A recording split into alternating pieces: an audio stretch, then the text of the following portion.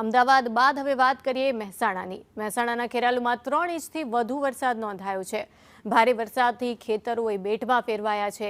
ખેતરોમાં જાણે નદી વહેતી થઈ હોય તેવા દ્રશ્યો સામે આવ્યા છે। આ ખેતરોના દ્રશ્યો આપ જોઈ રહ્યા છો કે જ્યાં 4 ફૂટથી પણ વધુ પાણી ભરાયા છે।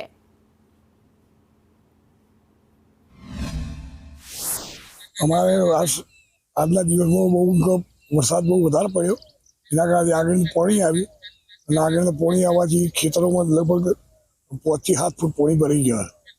એના કારણે લગભગ બધું કપાસનો પાક, મગફળીનો પાક એ બધું પાણીમાં ડૂબી ગયેલ છે। તો સરકાર અમને કોઈ વળતરની મદદ કરે તો બહુ સારું। ડાયાભાઈ, આ વખતે આટલું બધું પાણી ભરાવાનું કારણ શું? આગળનું નાળું બંધ છે, રોડનું કામ ચાલે છે એટલે એ પાણીનો આપણો જે જવાનું હતો બધો બંધ થઈ ગયો। ભારે વરસાદના કારણે મારા ખેતરમાં ભારે નુકસાન થયું છે। હાલ શું સ્થિતિ છે? બરોબર તલાવ ભરાઈ ગયો, જોઈ લો। પાકને કેટલું નુકસાન છે? પૂરેપૂરું 100% નુકસાન છે।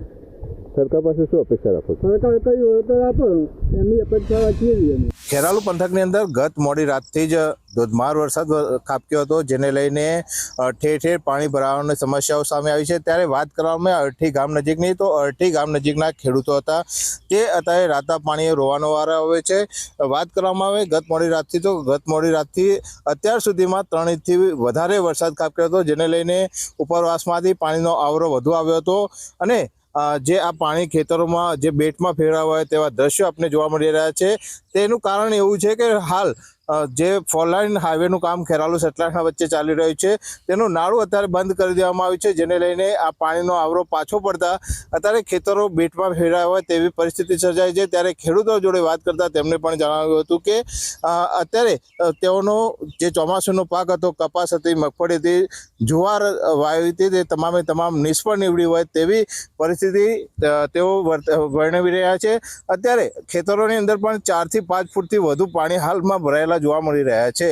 મનોજ ઠાકોર, સંદેશ ન્યૂઝ, ખેરાલુ તાલુકાની અંદર ગત મોડી રાતથી ધોધમાર વરસાદ વરસી રહ્યો છે, જેને લઈને અત્યારે ખેતરોની વાત કરવામાં આવે તો ખેડૂતોના ખેતરો છે તે બેટમાં ફેરવાયા છે। આપણે દ્રશ્યોમાં બતાવીશું કે નદીની જેમ ખેતરોની અંદર પાણી વહી રહ્યા છે। ખેતરોના જે ખેડૂતોના પાક ઊભા પાક હોય છે તેની અંદર પાણી ફરી રહ્યું છે। બીજા સમા પાણી ખેતરોની અંદર ફરી વળ્યા છે।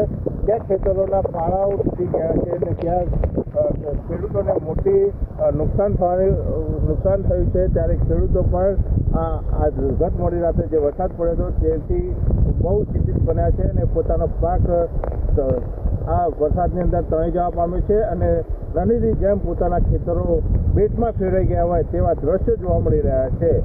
સંદેશ ન્યૂઝ, મનોજ ઠાકોર, ખેરાલુ।